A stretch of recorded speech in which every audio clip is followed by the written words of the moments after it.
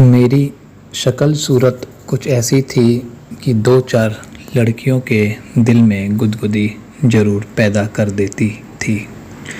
College की कुछ लड़कियां मुझे देखते हुए आपस में फव्या कसती, देख अर्चना कितना भोला है। हमें देखकर अपनी नज़रें नीची करके एक और जाने लगता है, जैसे हमारी हवा भी ना लगने पाए। डरता है कि कहीं हम लोग उसे पकड़ ना लें। हाय कितना हैंडसम है, जी चाहता है कि अकेले में उससे लिपट जाऊं। ऐसा मत करना वरना दूसरे लड़के भी तुमको ही लिपटाने लगेंगे। धीरे धीरे समय बीतने लगा था। मैंने ऐसा कोई सबक नहीं पढ़ा था जिसमें हवस की आग धधकती हो। मैं जिस्म का पुजारी न था, लेकिन खूबसूरती ज़रूर पसंद करने लगा था। एक दिन उसने खूब सज धज कर चार बत्ती के पास मेरी साइकिल के अगले पहिए से अपनी साइकिल का पिछला पहिया भिड़ा दिया था। शायद वह मुझसे आगे निकलना चाहती थी। उसने अपनी साइकिल एक और खड़ी की और मेरे पास आकर बोली, माफ़ कीजिए, मुझे से गलती हो गई। यह सुनकर मेरे दिल की धड़कनें इतनी तेज हो गई मानो ब्लड प्रेशर बढ़ गया हो। फिर उसने जब अपनी गोरी हथेली से मेरी कलाई को पकड़ा तो मैं उसमें खोता चला गया। दूसरे दिन वह दोबारा मुझे चौराहे पर मिली। उसने अपना नाम अंबाली बताया। मेरा दिल अब उसकी ओर खींचता जा रहा था। प्यार की आग जलती है तो दोनों ओर बराबर लग जाती है। धीरे धीरे वक्त गुजरता गया। इस बीच हमारी मोहब्बत रंग लाई। एक दिन हम दोनों एक ही साइकिल पर शहर से दूर मस्ती में घूमते हुए आगे बढ़ते जा रहे थे। आकाश में बादलों की दौड़ शुरू हो चुकी थी। मौसम सुहावना था। हर जगह हरियाली बिछी थी। अचानक आसमान में काले बादल उमड़ने लगे, जिसे देखकर मैं परेशान होने लगा। मुझे अपनी उतनी फिक्र नहीं थी जितना मैं अंबाली के लिए परेशान हो उठा था, क्योंकि कभी भी तेज़ बारिश शुरू हो सकती थी। मैंने अंबाली से कहा, आओ अब घर लौट चलें। जल्दी क्या है, बारिश हो गई तो भीगने में ज़्यादा मज़ा आएगा। अगर बारिश हो गई तो इस कच्ची और सुनसान सड़क पर कहीं रुकने का ठिकाना नहीं मिलेगा। पास में ही एक गांव दिखाई पड़ रहा है, चलो वहीं चलकर रुकते हैं। गांव देखने में नज़दीक ज़रूर था, लेकिन उधर जाने के लिए कोई सड़क नहीं है। पतली पगडंडी पर पैदल चलना होगा। अब तो जो परेशानियां सामने आएगी बर्दाश्त करनी ही पड़ेगी। अंबाली ने हंसते हुए कहा। हमने अपनी चाल तेज तो कर दी, लेकिन गांव की पतली पगडंडी पर चलना उतना आसान न था। अभी हम लोग सोच ही रहे थे कि एकाएक मूसलाधार बारिश होने लगी। कुछ दूरी पर घास फूस की एक झोपड़ी दिखाई दी। हम लोग उस ओर दौड़ पड़े। वहां पहुंचने पर उसमें एक टूटा फूटा तख्त दिखाई पड़ा, लेकिन वहां कोई नहीं था। हम दोनों भीग चुके थे। झोपड़ी में शरण लेकर सोचा कि कुछ आराम मिलेगा, लेकिन ऐसा कुछ भी नहीं हुआ। अंबाली ठंड से बुरी तरह कांपने लगी। जब उसके दांत किटकिटाने लगे तो वह बोली, मैं इस ठंड को बर्दाश्त नहीं कर पाऊंगी। कोई दूसरा उपाय भी तो नहीं है।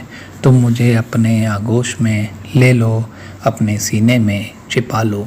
तुम्हारे जिस्म की गर्मी से कुछ राहत मिलेगी। अंबाली ने कहा।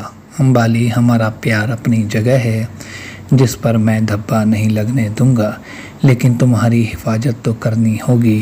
कहकर मैंने अपनी कमीज उतार दी और उसे अपने सीने से चिपका लिया। जब अम्बाली मेरी मजबूत बाहों और चौड़े सीने में जकड़ गई तो उसके होठ जैसे मेरे होठों से मिलने के लिए बेताब होने लगे थे। मैंने उसके पीछे अपनी दोनों हथेलियों को एक दूसरे पर रगड़कर गर्म किया और उसकी पीठ सहलाने लगा ताकि उसका पूरा बदन गर्मी महसूस करे। तब मुझे ऐसा लगा जैसे गुलाब की कोमल पंखुड़ियों पर ओस गिरी हो। मेरी उंगलियां फिसलने लगी थी। आधे घंटे के बाद बारिश कम होने लगी थी। अम्बाली मेरी बाहों में पूरी तरह नींद के आगोश में जा चुकी थी। मैंने उसे जगाना ठीक नहीं समझा। 1 घंटे बाद मैंने उसे जगाया, तब तक बारिश बंद हो चुकी थी। अम्बाली ने अलग होकर अपने कुर्ते की चैन चढ़ाई और मुस्कुराते हुए पूछा, तुमने मेरे साथ कोई शैतानी तो नहीं की? मैं हंसा और बोला, हाँ, मैंने तुम्हारे होठों पर पड़ी बारिश की बूंदों को चूम कर सुखा दिया था। धत, थोड़ा रुक कर वह कहने लगी, तुम्हारा सहारा पाकर मुझे नई जिंदगी मिली। ऐसा मन हो रहा था कि जिंदगी भर इसी तरह तुम्हारे सीने से लगी रहूं। हमारा प्यार अभी बड़ी नाजुक हालत में है। अगर हमारे प्यार की जरा सी भी भनक किसी के कान में पड़ गई तो हमारी मोहब्बत खतरे में तो पड़ ही जाएगी और हमारी ज़िंदगी भी दूभर हो जाएगी। मैंने कहा, जानते हो, मैं तुम्हारे आगोश में सुध बुध भूलकर सपनों की दुनिया में पहुंच गई थी। मेरी शादी धूमधाम से तुम्हारे साथ हुई और विदाई के बाद मैं तुम्हारे घर पहुंची। वहाँ भी खूब सजावट थी। रात हुई, मुझे फूलों से सजे हुए कमरे में पलंग पर बैठा दिया गया। तुम अंदर आए, दरवाज़ा बंद किया और मेरे पास बैठे। हम दोनों ने वह पूरी रात बातें करते हुए और प्यार करने में गुजार दी। इतना कहकर वह खामोश हो गई। फिर क्या हुआ? मैंने पूछा। हवा का एक बवंडर आया और मेरा सपना टूट गया। मैंने महसूस किया कि मैं तुम्हारी बाहों में हूँ। मेरा जिस्म तुम्हारे सीने में समाया था। इतना कहते कहते वह मुझसे चिपक गई। अम्बाली, बारिश बंद हो चुकी है। अंधेरा घिरने लगा है। अब हमें अपने घर पहुंचने में बहुत देर हो जाएगी। तुम्हारे घर वाले चिंता कर रहे होंगे कहीं हमारा राज ना खुल जाए। तुम ठीक कहते हो, हमें चलना ही होगा। कुछ दिन कई वजहों से हम दोनों नहीं मिल सके, लेकिन एक शाम अम्बाली मेरे पास सहमी हुई आई। मैंने उसके चेहरे को देखते हुए पूछा, आज तुम बहुत उदास हो। आज मेरा मन बहुत भारी है। मैं तुम्हारे बिना कैसे जी सकूंगी? कहीं मैं खुदकुशी ना कर बैठूं, क्योंकि उसके सिवा कोई रास्ता नहीं सूझता। कहकर अम्बाली रो पड़ी। ऐसा क्या हुआ? मेरे घर वालों को हमारे प्यार के बारे में मालूम हो गया। अब मेरी शादी तय हो चुकी है। लड़का पढ़ा लिखा रईस घराने का है। अगले महीने की तारीख भी तय कर ली गई है। अब मुझे बाहर निकलने की इजाज़त भी नहीं मिलेगी। अम्बाली रोते हुए बोली, तुम्हारे घर वाले जो कर रहे हैं वह तुम्हारे भविष्य के लिए ठीक होगा। मेरा तुम्हारा कोई मुकाबला नहीं। उनके अरमानों पर जुल्म मत करना। हमारा प्यार आज तक पवित्र है, जिसमें कोई दाग नहीं लगा। समझ लो कि हम दोनों ने कोई सपना देखा था। यह कैसे होगा?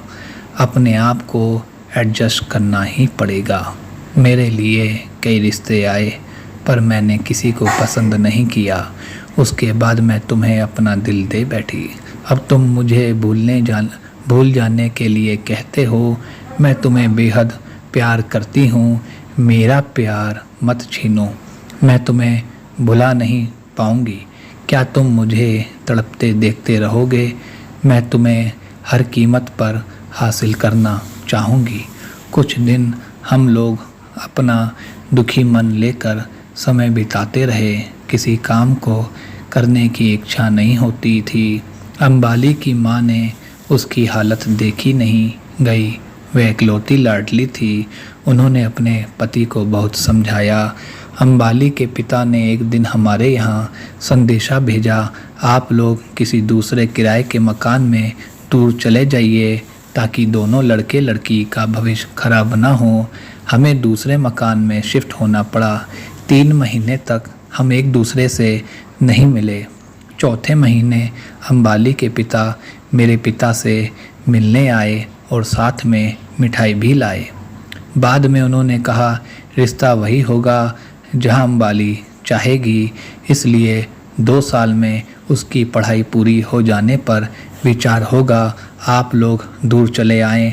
हम दोनों की इज्जत नीलाम होने से बच गई, वरना ये आजकल के लड़के लड़की माँ बाप की नाक कटा देते हैं। मेरे पिता ने उनकी बातों को सुना और हंसकर टाल दिया। 1 साल बीत जाने पर मेरा चुनाव एक सरकारी पद पर हो गया और मेरी बहाली दूसरे शहर में हो गई। मेरी शादी के कई रिश्ते आने लगे और मैं बहाने बनाकर टालता रहा। आखिर में मेरे पिता ने झला कर कहा, अब हम लोग खुद लड़की देखेंगे क्योंकि तुम्हें कोई लड़की पसंद नहीं आती। अगर तुमने हमारी पसंद को ठुकरा दिया तो हम लोग तुम्हें अकेला छोड़कर चले जाएंगे। मुझे उनके सामने झुकना पड़ा और कहा, आप लोग जैसा ठीक समझे वैसा करें, मुझे कोई ऐतराज़ नहीं होगा। शादी की ज़ोर शोर से तैयारियां होने लगी, लेकिन मुझे कोई दिलचस्पी ना थी। बारात धूमधाम से मेरे बड़े होटल में घुसी, जहां बताया गया कि लड़की के पिता बीमार होने के चलते द्वार 4 पर नहीं पहुंच सके। उनके भाई बारात का स्वागत करेंगे। लड़की को लाल घाघरा चोली में सजाकर स्टेज तक लाया गया, पर उसके चेहरे से आंचल नहीं हटाया गया था। लड़की ने मेरे गले में जयमाल डाली और मैंने उसके गले में। तब लोग शोर करने लगे, अब तो लड़की का घूंघट खोल दिया जाए ताकि लोग उसकी खूबसूरती देख सकें। लड़की का घूंघट हटाया गया, जिसे देखकर मैं हैरान रह गया। उसकी आँखों से आंसू बह रहे थे, मानो उसे ज़बरदस्ती बांधा गया था। मैंने एक उंगली से उसकी ठुड्डी को ऊपर किया। उसकी नज़रें मुझसे टकराई तो वह बेहोश होते होते बची। सुहाग रात में अंबाली ने मेरे आगोश में समाकर अपनी खुशी का इजहार किया। उसका प्यार जिंदा रह गया। मैंने उसके गुलाबी गाल पर अपने होठ रखकर प्यार से कहा, अंबाली, तुम्हारे गालों पर अभी तक बारिश की बूंदें मोतियों जैसी चमक रही है। थोड़ा मुझे अपने होठों से चूम लेने दो। यह सुनकर अंबाली खिलखिलाकर हंस पड़ी, जैसे वह कली से फूल बन गई हो।